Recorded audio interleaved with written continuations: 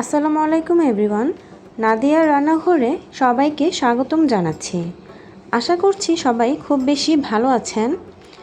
সাধারণত আমরা মুগ ডাল দিয়ে খিচুড়ি খেয়ে থাকি, তবে মুগ ডাল দিয়ে যে খুবই মজাদার একটি পোলাও তৈরি করা যায় সেটা হয়তো অনেকে আমরা জানি না। তো আজকে আমি আপনাদের সাথে শেয়ার করব মুগ ডাল দিয়ে পোলাও রান্নার খুবই মজাদার একটি রেসিপি। আশা করছি আপনাদের ভালো লাগবে। তো চলুন রান্নাটা শুরু করা যাক। প্রথমেই আমি প্যানে 1/4 কাপ পরিমাণ রান্নার রেগুলার সয়াবিন তেল দিয়ে দিচ্ছি।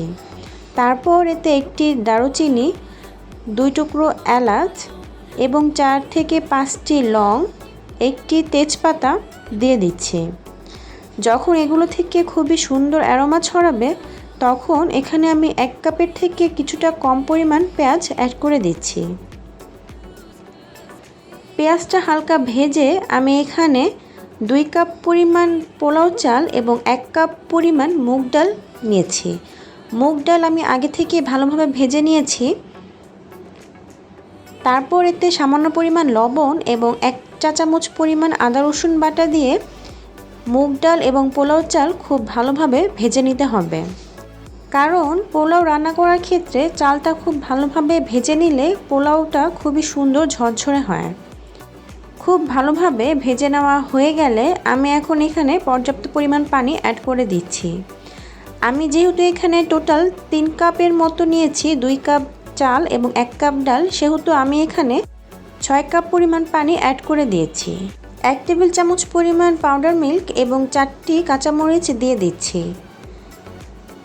ঢাকনা দিয়ে কিছুক্ষণ অপেক্ষা করছি। বেশ কিছুক্ষণ পর দেখা যাবে পানি ফুটতে শুরু করেছে। এখন আমি ঢাকনা খুলে সব কিছু আরেকবার খুব ভালোভাবে মিশিয়ে নিচ্ছি। এখন আমি এখানে কিছু পরিমাণ বাদাম এবং কিশমিশ অ্যাড করে দিচ্ছি, তবে এটা একেবারে অপশনাল, আপনারা চাইলে নাও দিতে পারেন, তবে দিলে খেতে ভালো লাগে।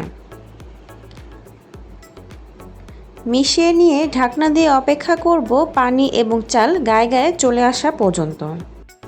এ পর্যায়ে চুলার আঁচটা মিডিয়াম টু লোতে রেখে রান্নাটি করে নিতে হবে। যখন পানি মোটামুটি শুকিয়ে আসবে তখন আমি ঢাকনা দিয়ে ঢাকনার গায়ে যে একটি ছিদ্র থাকে সেটা একটি লংয়ের সাহায্যে বন্ধ করে দিয়ে চুলার আঁচ মিডিয়ামে রেখে 5 মিনিট অপেক্ষা করব। 5 মিনিট পর দেখা যাবে পানি পুরোপুরি শুকিয়ে গিয়েছে এবং চাল এবং ডাল খুব ভালোভাবে সিদ্ধ হয়ে গিয়েছে। এ পর্যায়ে আমি 1 টেবিল চামচ পরিমাণ ঘি অ্যাড করে দিচ্ছি। তারপর ঢাকনা দিয়ে বেশ কিছুক্ষণ অপেক্ষা করছি। পোলাও সম্পূর্ণ রেডি। দেখতেই পাচ্ছেন মুগ ডালের পোলাওটি কিন্তু খুব বেশি ঝরঝরে হয়েছে। এই মুগ ডালের পোলাওটি খেতে কিন্তু খুবই মজার এবং রান্না করাও কিন্তু খুবই সহজ।